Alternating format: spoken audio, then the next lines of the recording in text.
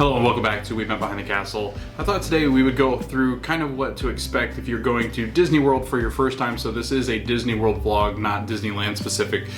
We can do a Disneyland vlog eventually down the road, but I want to give you the tips, tricks, and advice for Disney World if you're coming for the first time ever, or you haven't been in a long time. Maybe if you haven't been since the pandemic, things have really changed here at Walt Disney World. So I thought I'd give some tips and tricks, advice, some must-knows, and some little facts that will help you kind of plan your trip. And again, just to kind of take this with a grain of salt, just because people have different ways that they experience vacation, and they have different methods in which they enjoy, or different modes of transportation that they prefer. So just kind of take what I say with a grain of salt, because I think there are some things that you'll choose to do that better fit your lifestyle or your family or whatever it might be. So I'm just going to give you the generic overview of just kind of what to expect when coming here, and then what you can do to help you understand and make sure that your trip is planned out accordingly and better suited to your family or whoever's coming with you. So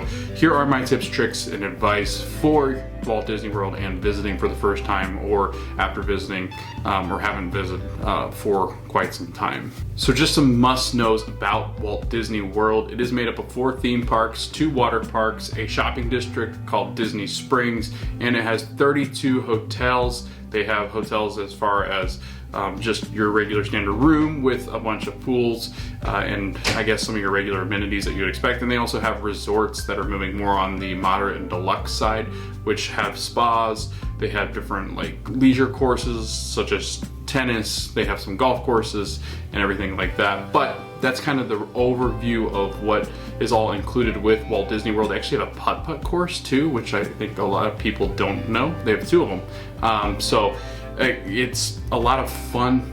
It's a big property. There's a lot of different things to see, different sites, different themes. They all are themed after specific places and regions around the world and around the United States. So staying at different resorts, you do get different experiences, and you will also see different things as you kind of make your way throughout the parks, because they are all themed differently. Magic Kingdom has been around since 1971, Epcot 1982, Disney's Hollywood Studios 1989, and Disney's Animal Kingdom 1998. They all have been established for quite some time. All of them are now over 20 years old. They all have been around in Disney I guess bubble for a couple decades, so they do have attractions that are older. They have some new attractions. They have attractions that are going away, some that are being changed, so people are very nostalgic and feel a certain way about different parks and things like that. So that just kind of helps me in telling you that again, these are all mostly opinions. Sometimes people have better tips and tricks and advice, but these are just things that I've learned having worked for Disney for roughly like a year and a half-ish, and then also having experience living here and going to the parks since 2015. So again, there's a lot to learn. There's so much that I could tell you that I think would help you, but this video would go on for like 6 hours if I tried to knock down everything. I think what I might actually do, especially because this week is really iffy because of storms and different things like that. So on these storm days, I might actually just do park by park what I would advise you to do, what rides and attractions to do, kind of what to expect with each of them, just so you have a better understanding of how deep this actually is when you get into giving people advice and tips and tricks about visiting the property itself. But again, there's things that I could even miss on, but I fact checked a bunch of this stuff, gone through like Disney's website just to kind of check prices and locations and everything else like that. So I'm going to give you the best my knowledge and kind of the understanding of like, this is just my experiences and the things that I've kind of noticed walking through the parks and experiencing the parks at Walt Disney World. So Disney World's massive. If you didn't already know, it's 27,000 acres, bigger than Manhattan and almost twice the size of Manhattan. So transportation is needed. There are certain parks you can walk to from certain hotels and things like that. However, if you're going to be walking a ton anyway in the parks, then transportation might be key. So they do have a bus system that runs from every single one of the resorts, even the ones that are not Disney owned hotels like Swan and Dolphin and the Reserve. So that operates on a bus system. So does the Waldorf, so does Four Seasons. So there are hotels that are not considered underneath the Disney hotel umbrella of the 32 hotels that I said. There are other ones that do exist, but they do have transportation. Bus is complimentary. You can check the bus times. As we've done these resort reviews, you can go in and kind of see where they are, but usually they're right by the porte cochere. All the bus stations are literally right there in front of the hotel, and they do pick up from there. And I think they run usually like an hour and a half after park close. Just ask the bus driver or ask somebody that is at the front desk or something how long the buses run, because it typically does vary depending upon the resorts and then how long the transportation is in between them. And so there are buses that are complimentary. You can drive a car. You do have to pay for parking at some of the hotels, just so you know that. You will have to pay for parking if you come in a car and are not staying at a Disney hotel. You will have to pay for parking at theme parks as well. With the resorts, parking is usually included at the resorts they give, or at the parks, because they'll give you like a tag you can drive in through and have complimentary parking. You can take the Skyliner from specific resorts, Art of Animation. You've got Caribbean Beach and the Riviera. You do have, I'm blanking, Pop Century, and I always blank on the last one, Art of Animation, Caribbean, Riviera. No, that's it, 4. Pop Century. So you can take the Skyliner, which is a great option. The monorail goes to Epcot and Magic Kingdom. You can get to those by taking a bus from Disney Springs to one of the either Polynesian, Grand Floridian, or Contemporary. You can also do certain things to kind of finagle it from Fort Wilderness and Wilderness Lodge. You can get to TTC from those as well if you kind of think about like the logistics of that. But if you stay on the monorail loop, it's typically the Polynesian, Grand Floridian, and Contemporary. Those are the 3 that are on the actual monorail loop itself. However, there are certain ways you can get to the TTC by using the entrances of Epcot and boats from Fort Wilderness and Wilderness Lodge. So there are ways to kind of get to the TTC without actually having to stay at the Magic Kingdom resorts, like on the monorail loop. But it'll take a lot more time. So transportation can also include the boats. There are boats to and from Disney's Hollywood Studios, Epcot, from the Epcot and Hollywood Studio resorts. You can also take a boat from the Grand, the Polynesian, and the Contemporary to the Magic Kingdom. Trying to think of boats to else. There's no boats to, in fact, what's really crazy is the only way to get to Disney's Animal Kingdom is by car or bus. You cannot get there from any of the other modes of transportation, and it is the only park that you can't get to besides from boat or bus, or sorry, bus or car. There are no boats, there are no Skyliners or monorails out to Animal Kingdom. It's the furthest away from a lot of the resorts and hotels.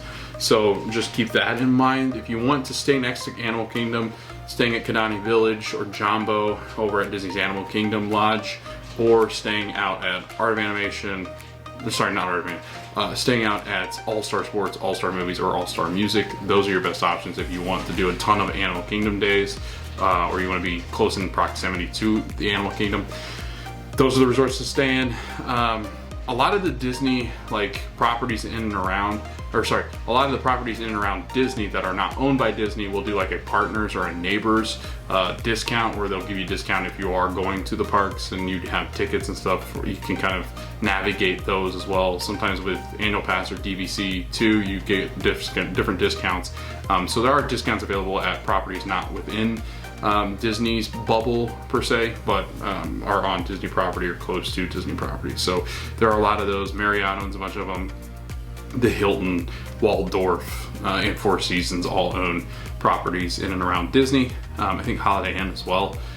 So you can stay in and around the parks, and they have good transportation. Most of these resorts have great transportation and are convenient to the parks where they're located. Just keep in mind when you're booking the resorts, and we'll talk about this, which resorts which park they say they belong to, each of these resorts. The next thing is that the theme parks are fantastic. Magic Kingdom is like your Fantasyland storybook characters. You have a lot of the magical creatures that do exist. You got Peter Pan, you've got let's see, Peter Pan Jungle Cruise, you got Splash Mountain, you got Thunder Mountain, you've got Seven Dwarfs Mine Train, you've got the Princesses, you've got Storybook Circus with Dumbo, you've got Tomorrowland and Tron, Space Mountain, Carousel of Progress, Stitch, you've got Monsters Laugh Floor. So a lot of the Disney movies and IPs that you see are going to be in that park. They've got Main Street USA, so it's Main Street USA. You've got Adventureland, you've got Frontierland, Liberty Square, Fantasyland, Tomorrowland, Storybook Circus, and those are all places throughout the Magic Kingdom, so they kind of tell you what they are. Magic Kingdom is very big. It's a lot of walking. It's not the biggest park, but it is up there in size. Disney's Animal Kingdom is the large park. Quite a bit of walking. Very hot. We were always told it was like 7 degrees warmer in Animal Kingdom than it was in other parks because of the vegetation, and it kind of traps in the humidity. Animal Kingdom is extremely large. Their parking lot is big. It's very confusing at times too.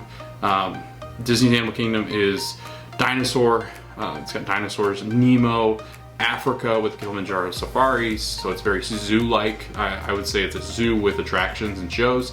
Lion King, you've got all the Avatar rides and attractions. You've got a lot of animals that you can see. Obviously, Rafiki's Planet Watch, you can actually go back. There's a petting zoo back there. You can actually see vet performances. So veterinarians working and doing procedures sometimes if you're lucky back at Rafiki's. So that's what Animal Kingdom is. They do have roller coasters there as well. Magic Kingdom has roller coasters. They all have roller coasters now because Epcot has Guardians. So that's pretty awesome. Talking about Epcot, you have the Countries World Showcase. So you have all the countries over there, including Canada.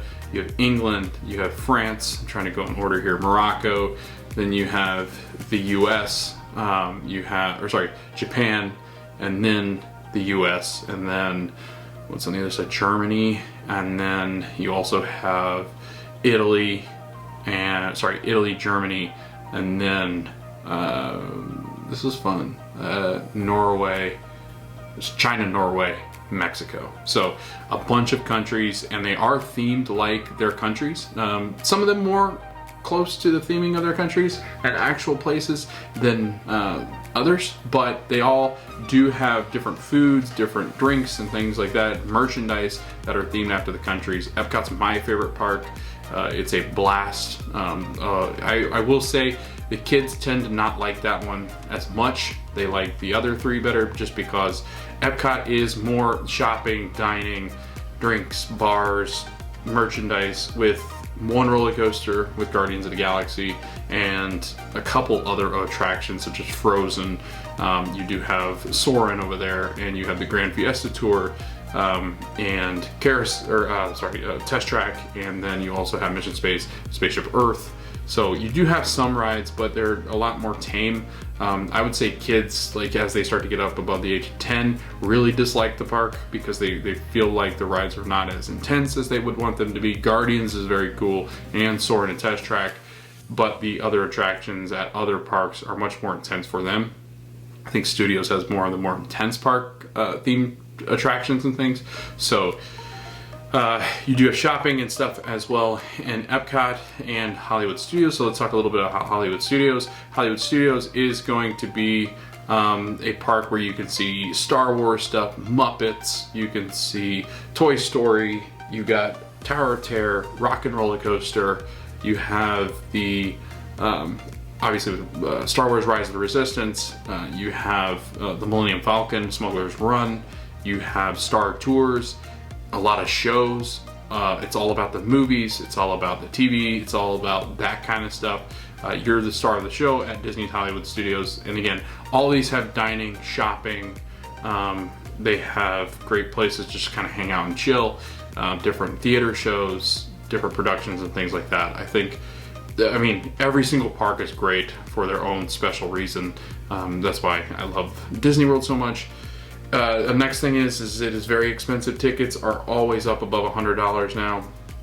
Hotels always over $100 a night, and most of them in the 200s, probably depending on the time of year. If you get lucky, you spend a little bit under 200 most of the time with some of these resorts. But again, it's very expensive. Parking is expensive, $25 for standard, $45 to $50 per preferred parking depending on the time of year. A meal for an adult is typically $15 to $20 for just a meal.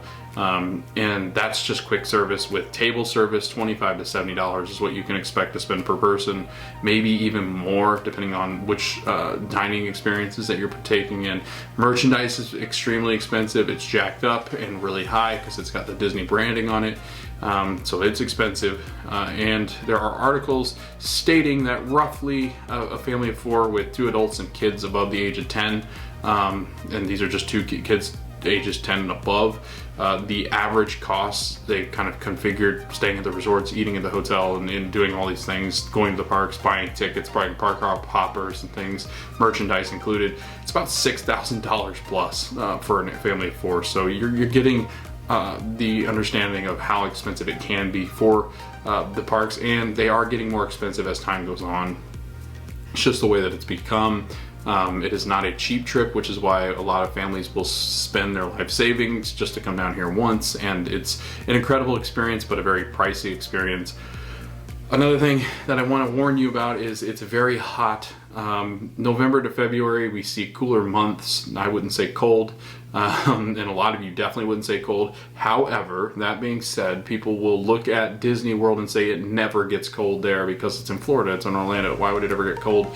I mean, there were countless numbers of nights where we put out racks and racks of jackets because people come here, the blood starts to thin because it is hot, your body gets used to the Florida idea, and your mind tricks you into thinking it's going to be warm, and then it does get cold. In fact, it actually has gotten colder in some of the winter seasons now, colder than it's ever been, where there were nights last year that it did get into like the 20s, and I know that might not sound crazy for those that are getting into the negatives, but it is cold when you're here. It's a different kind of cold, but it still is cold and not enjoyable if you don't bring warm clothing.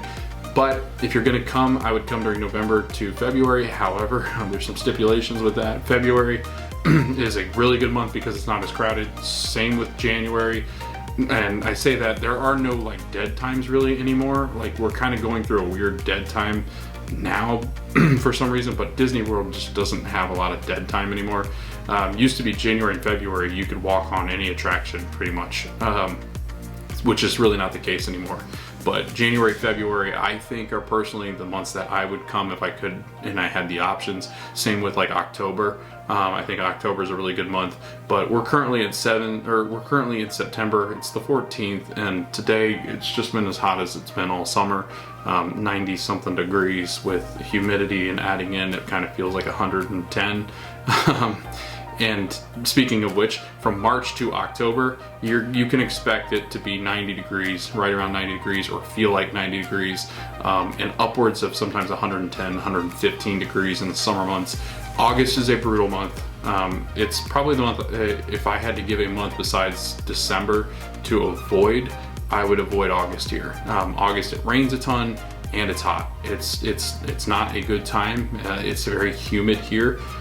While it might say 80 something degrees and you think, oh, that's gonna be comfortable, you gotta factor in the fact that Florida is a very humid place and can be brutal. It feels like sometimes you're in an oven. However, that being said, we have great weather here. It does rain, and we're known for the afternoon showers because it does kind of cool off in the afternoon some, and it will cause some big thunderstorms. But for the most part, there's no better place than Florida if you want sun. So it's a good state to be in, I guess, if you're coming for the theme parks. But again, caution to you all, it is so hot and humid here for at least 4 to 5 months out of the year. So just be prepared for that. Speaking of which, if I'm trying to be as transparent as possible, which I hope I am, and I'm not trying to sound negative about this in any way, but if I am you, I would avoid Disney World starting around the week of Thanksgiving and all the way up until the new year. And I only say that, and it stinks because they're decorated for Christmas during that time. So if you're a person that celebrates Christmas, it's really cool to see the decorations, the lights, the sounds, the food, the music, everything. It's wonderful. The weather's beautiful usually, and it is a magical time of year to be here, but only if you're ready for intense crowd levels, because starting in around Thanksgiving, the crowds pick up. There is kind of a little bit of a lull at the end of November, beginning of December, but it doesn't last long because then the Christmas crowd comes in, and there is no place that I think matches up, maybe Times Square, to what it feels like as far as crowd levels here. From December 22nd, 23rd to January 1st. The worst day here at Disney World to be here as far as crowd. If you're trying to avoid crowds at all costs, do not come on New Year's Eve. It's insane. Even Christmas is slower than New Year's Eve. New Year's Eve at Magic Kingdom and at Epcot are both insanely crowded. 4th of July, same kind of thing. Magic Kingdom and Epcot are very intense as far as crowds. I can still remember working in Fantasyland back where the fireworks were, where people were technically allowed to stand once they closed off the perimeter for fireworks around the castle, right behind the carousel or next to the carousel. We had people lining up in our shop back there and sitting on the ground, which we're really not supposed to allow them to do, but they did it anyway. They just like camped out, and I'm talking at like, I think it started around 2 or 3 p.m. It was insane. Like it is crazy. You think parades are crazy? This is like beyond crazy. Like I could never sit there, especially New Year's Eve, because it leads up to the countdown. So, I mean, some of them were sitting there for 7 or 8 hours. It just, I would never ever wish it upon anybody to come here and experience that unless you are totally bought into the fact that you want to see the fireworks because they are very cool, and you want to be there on New Year's Eve, and you've absolutely set in stone a plan to be there early and get there and do your thing, and enjoy it for just the experience of being actually in the park, because the rides are crazy long, the food is a long wait, drinks, bathrooms, like it just becomes it kind of like a logistical nightmare at times. Hopefully we kind of see kind of a watered down version now with the reservation system. I don't know what it'll look like, because this will be the first year where we're really back to, I guess, normalcy in the parks, and I think they're going to let more people in based off of what I've kind of seen with 4th of July. So one last thing before we get into things to bring, items to bring, things that I would bring with me. I would strongly encourage you to hydrate, take breaks. Do not walk anywhere that you can take like a bus to or a Skyliner to, unless you can get there quicker than those things. I would not walk. Save your feet. 20,000 steps each day is pretty normal if you're going all the time. Go back to the hotel, enjoy the pool. Seriously, they have one of the best, like, they have 32 of the best like pool bars and locations, and these pools are themed really well. It's a lot of fun. It's relaxing. They have lifeguards on duty, so you don't really have to worry about anything for most part if you're in the main pools. And they really do. Just the experience of being in a Disney pool is a lot of fun. It's very relaxing. Definitely take those breaks. Take the naps. Go back and take the naps. When Ashley and I go to Disneyland, we always go back for like an hour break, and just, it's so much better because when you get back in the park, it's like a brand new day. You're refreshed, you're excited, you might shower, you might be ready for dinner. I mean, it really is. It's a nice break. So many people want to go. And while you do get a lot done, it just, once you get towards the end of the night, it's almost like I wish we kind of had time where we just took a break, or maybe just do one day real hard and then the next day take one off, and then the next day real hard and the next day off. However you want to do it, definitely take some breaks and just enjoy your time. It is a vacation after all. So things to bring on your trip or must-haves, obviously tickets. Buy tickets in advance because you're going to need them and you don't want to forget them. Make sure you have them with you wherever you're packing them in. If you're printing them, if you're having them sent to you, if you're having them on magic bands or whatever it might be, bring them with you. Don't forget them. Obviously, it's the most important part. And adding on to that, download the My Disney Experience app. It is in the App Store or the Google Store if you're doing an Android. And if you download it, create an account, because so much better to just put the ticket on your virtual wallet, on your iPhone or on your Android, and then you can just scan in with your phone, or you can show that for a lot of times with parking now. They'll take some of those park entrances and stuff like that. Discounts, not so much. They're much more strict about having the actual plastic card with you if you have annual pass or DVC. If you have just a day ticket, you don't have to worry about any kind of discounts. You just need to bring that to the parks. I will say one thing as well. Make sure that you make reservations. When you buy tickets, you have to have a reservation. So buying a ticket for a specific day doesn't guarantee you entrance into the park that day. You do need to check the availability calendar, which is available on Disney's website. When you go to buy the tickets, it will show you which parks are not allowing guests for the day. And in fact, not next Monday, but the following Monday, for some reason, Magic Kingdom has run out of reservations, and it shows yellow. So there's green squares, and that means all the parks are available. But yellow means some of the parks are not available. So definitely be aware of that. Magic Kingdom, again, I think it's like Sunday, or it's Monday the 26th, I think.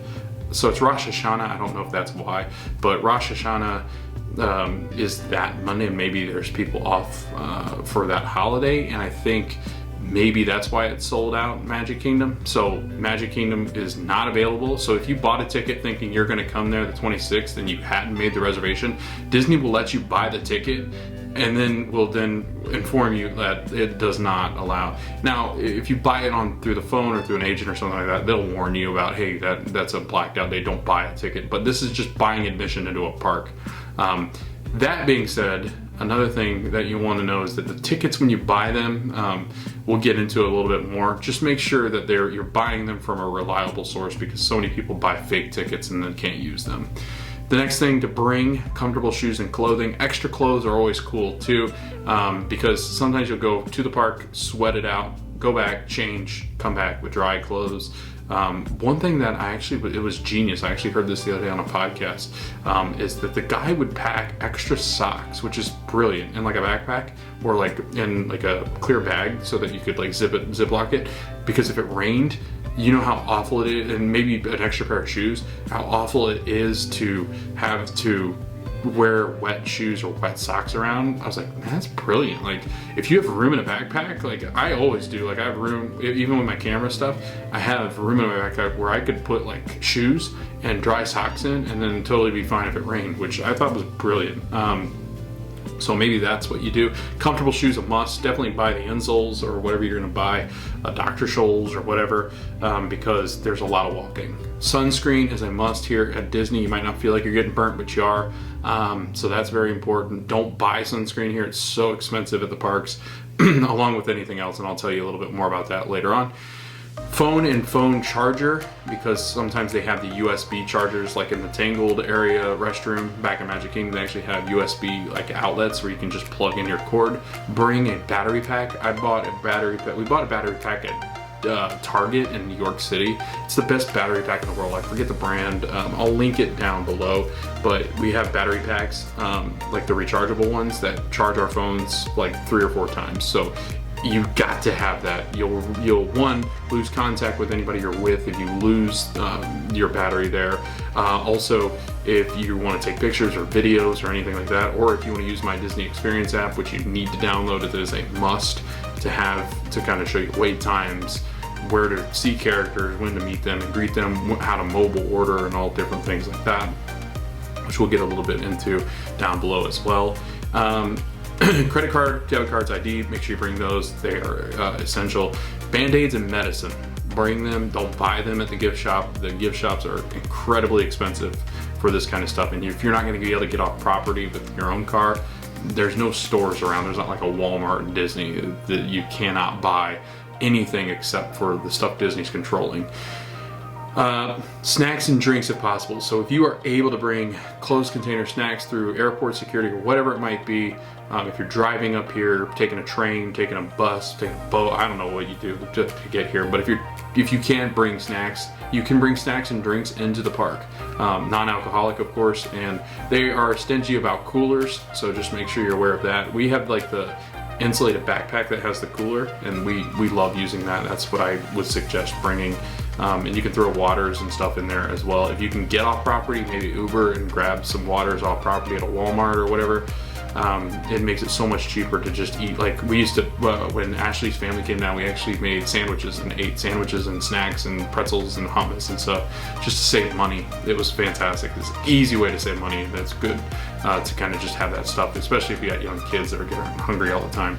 Baby stuff, diapers, bags, baby powder, maybe not just for the kids, but for adults as well. Bringing that stuff. Chafing is a really bad thing. So if the baby's sweating, it's chafing, it's getting sunburnt. Bringing a stroller cover as well is really important if you can. Bring a stroller if you can, because renting one's very expensive, and buying one is really, really expensive here. So definitely bring that kind of stuff, formulas or anything that you might need, bottles. Bring it, don't forget it, because they are not fun to buy here, and oftentimes they've run out lately. So definitely do that. Bring hats. That's protect you from the sun. It's great.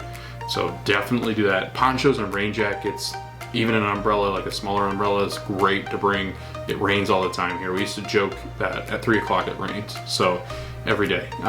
It doesn't, but there, especially in the summer months, it will rain daily. It feels like. So definitely be paying attention to that, and pay attention to hurricane season. October is roughly, September and October are really active months here. That's when we get a lot of our hurricanes that we've had lately that have shut down the park, and they will shut down for hurricanes. So just be aware of that as well. That weather is a little unfriendly here sometimes, but other times it's great. So definitely pack that kind of stuff.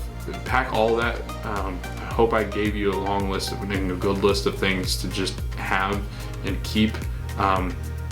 It'll save you money, it'll save you time as well. So definitely bring those things. Now, let's get into buying tickets and reservations and talk a little bit about park hours as well. With Disney, again, I told you it is very expensive, and let me just give you an idea of how expensive the parks are to get into now. One-day tickets do start at $109 and go up. They have what is called flex pricing. Based on the time of year, the busier it gets, the more expensive tickets are going to be. The less busier, the less tickets are going to be.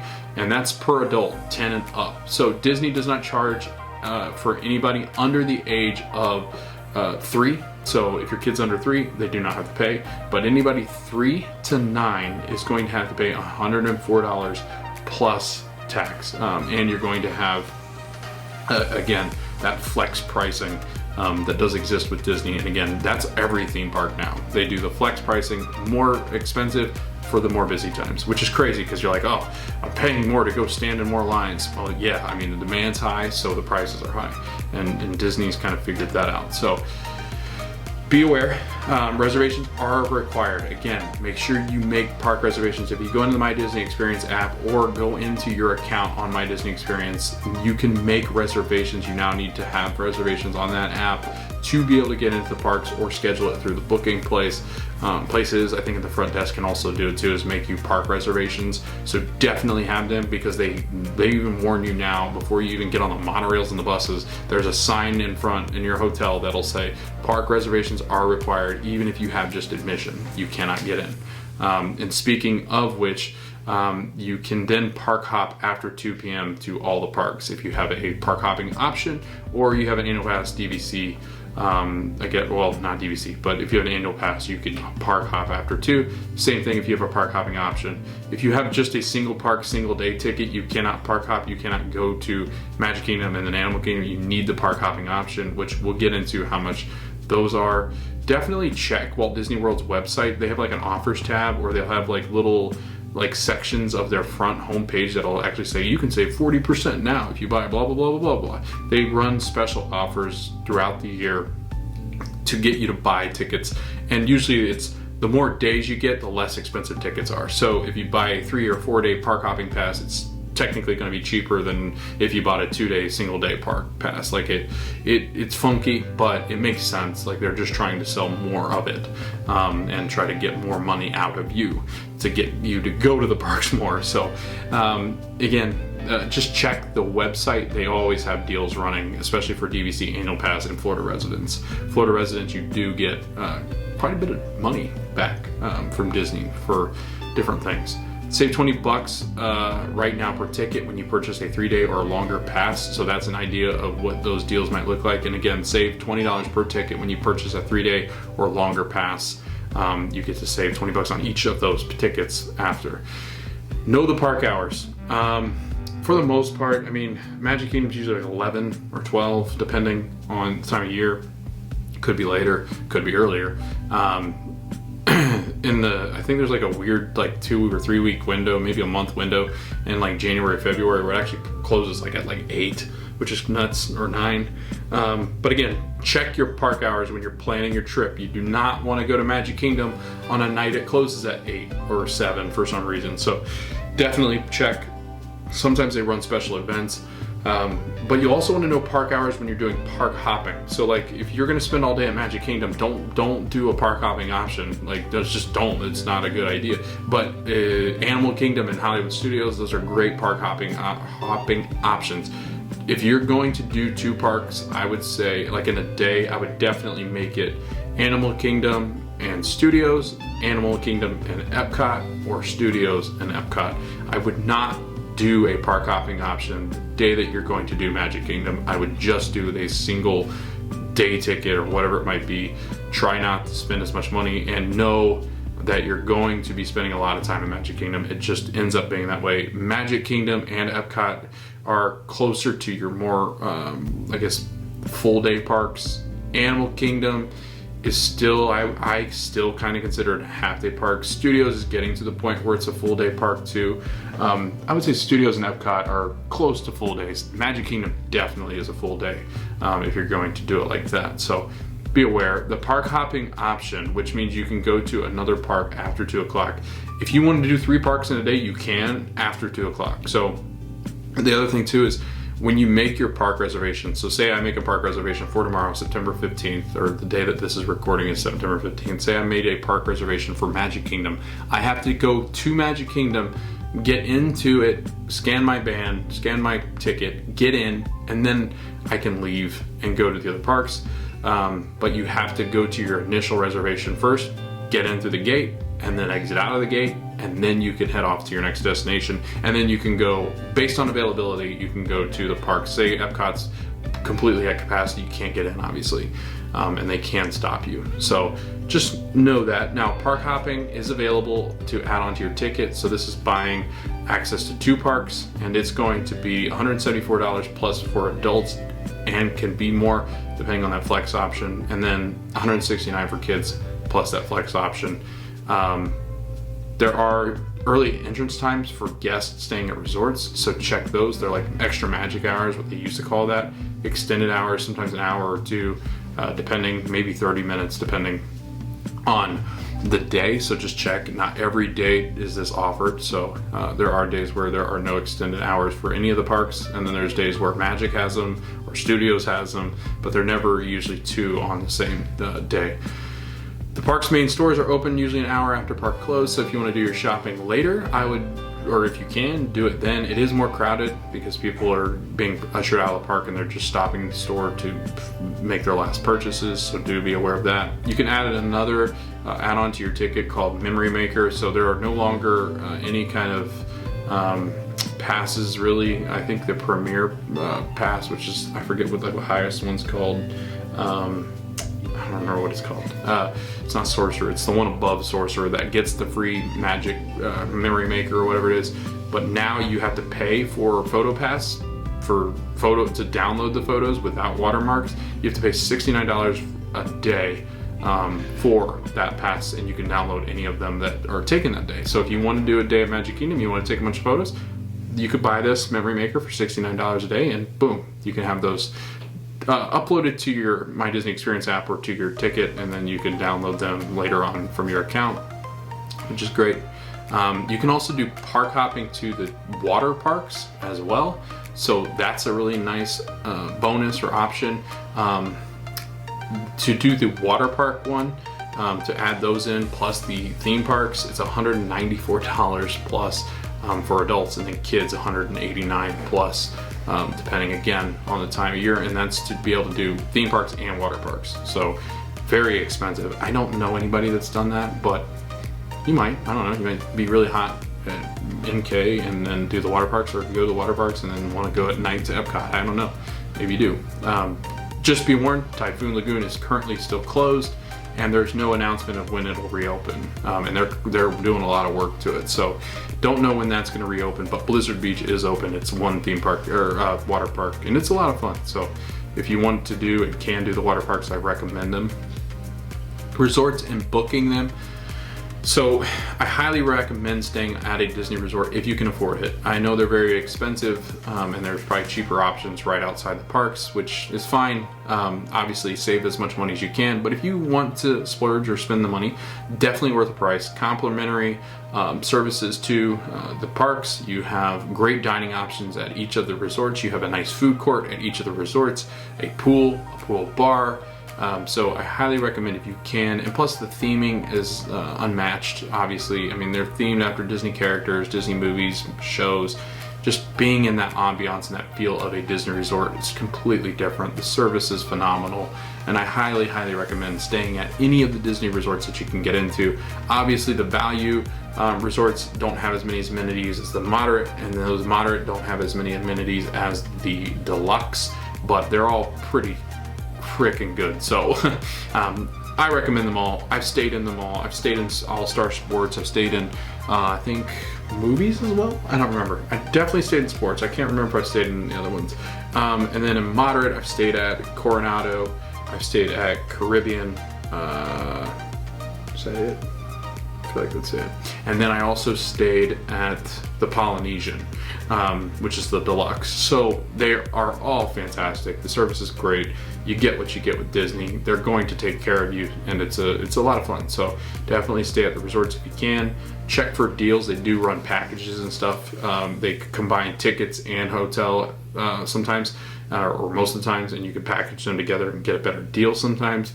Florida residents do get discounts on hotels, so do be aware of that. Hotels have great transportation, whether it's the boat, Skyliner, buses, even the Minnie Mouse, like the Uber system that they have here. You can do that too. Hotels are convenient to the parks. A lot of them are in close proximity to the parks. Some of them you can even walk to the theme parks. Contemporary you can, Grand you can. If you really gutsy from the Polynesian, you can. The boardwalk, you can walk to Epcot and Studios. If you can really do some walking, you can get to Studios. Swan and Dolphin, Beach Club and Yacht, you can get to both Epcot and Studios by walking if you do like walking. But again, there's a lot of them that are very convenient walks to the parks. Contemporary is like a 5-minute walk from its door to Magic Kingdom's parking lot, or not parking lot, the bus loop in front of the lot, the entrance. That's what I was trying to say. You can book hotels 499 days in advance. Get on them as soon as you can. Stay up till, I think they drop at like 6 a.m. or 5 a.m. or something crazy.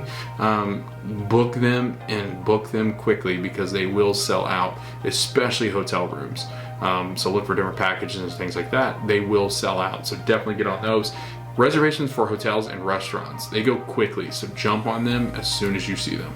Understand that there is the value between the difference between value, moderate, and deluxe. You get a different experience, and just an overall, I guess, quality thing. So just be aware.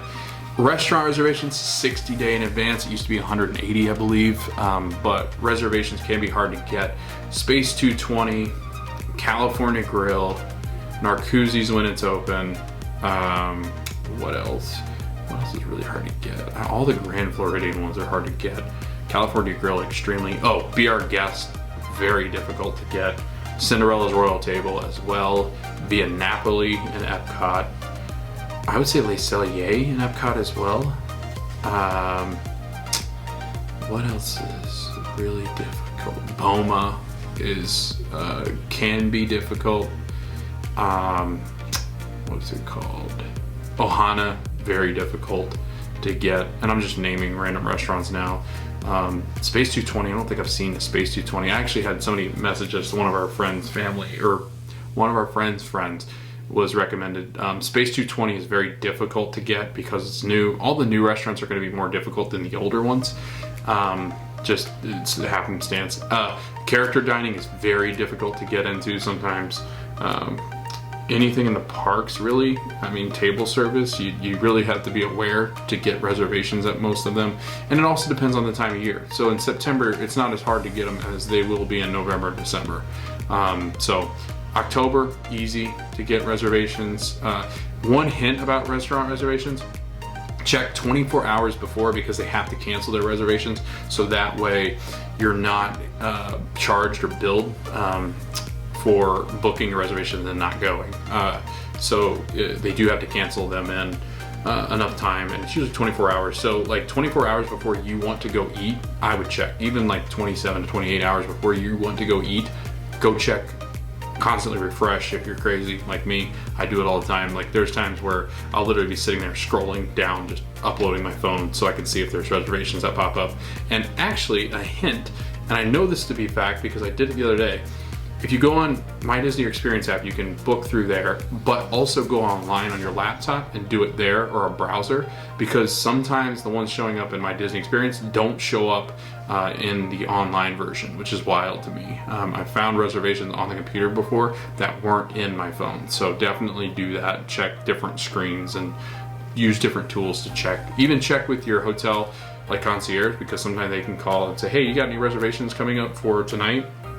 And sometimes you get lucky and somebody's canceled, or they can fit you in. So definitely have them do that. If you're staying in one of the resorts, call ahead and just see. Like you can call the reservations center and see with hotels and things, and sometimes you get lucky. It just depends. But what else? Restaurant reservations.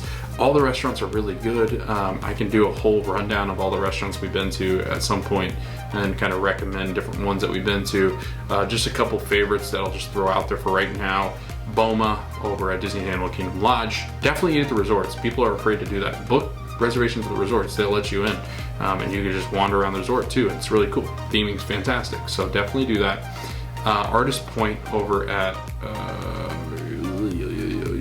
Wilderness Lodge. It has changed since we've been there. It's now Storybook, which is Snow White's meet and greet character dining. But Artist Point was always good when it was Artist Point. California Grill's fantastic. Citricos is wonderful.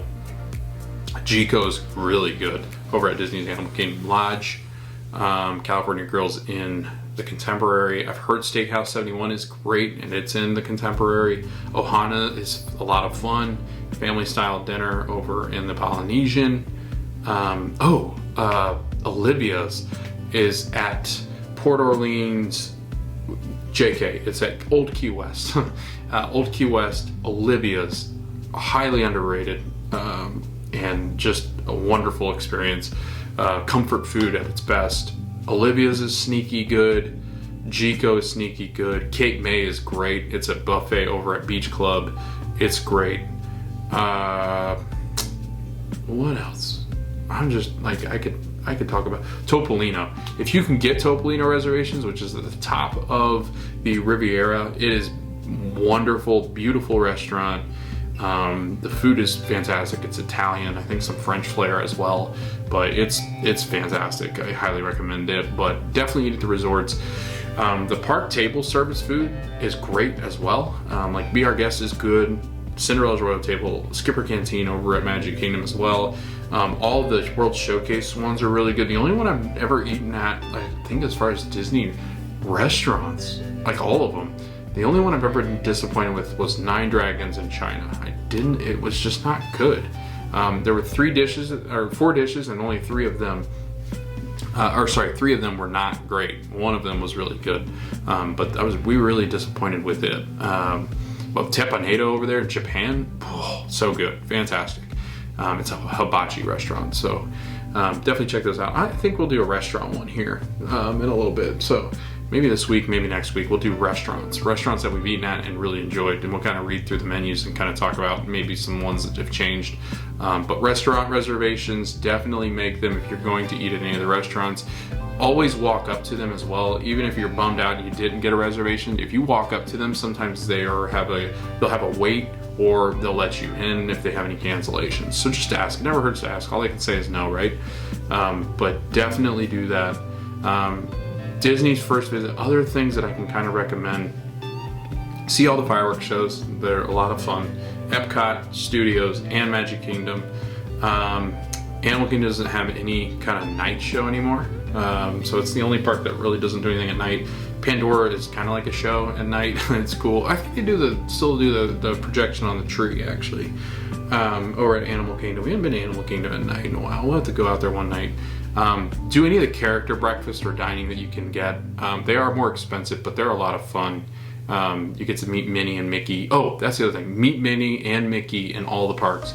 That's a lot of fun because they're wearing different costumes as well. Check out Festival of Fantasy, best parade that they've done as far as daytime parades. If you're coming later, soon, I guess in 2023, Happily Ever After is coming back, probably the best night show we have. Fantasmic is coming back in October, which will be a lot of fun as well. It's a fantastic show, definitely see it. It's at Disney's Hollywood Studios. World Showcase, go through every single one of the pavilions. It's a must. You cannot skip them. Definitely get first visit pens. You can get them at your merchandise locations, the big ones. Buy souvenirs. Try pen trading if you really want. That's a lot of fun and just kind of cool to interact with the cast members. Definitely interact with the cast members. They love it. Meet as many characters as you can. Pick out your favorite ones too. Like get a game plan of your favorite characters. And we'll do more park specific things because it's good. This thing would be so long if I did park specific advice. But I mean, as far as first visit, the best things I can kind of advise, you're gonna wait in line. Do Lightning Lane if you can afford it. If you want to spend money and get the attractions done that you really want to get done, I definitely recommend Lightning Lane, which you can book through your My Disney Experience app. And I did a video of Lightning Lane. If you go back in the archives there on my channel, you can find, or our channel, you can find Lightning Lane, but definitely book Lightning Lanes for Seven Dwarfs Mine Train, for Rise of the Resistance, if you can. I know some of these are like restricting Lightning Lanes soon. If you can get in the virtual queue of Guardians of the Galaxy, definitely do it. I've heard it's one of the best coasters anybody's ever done here, so do that.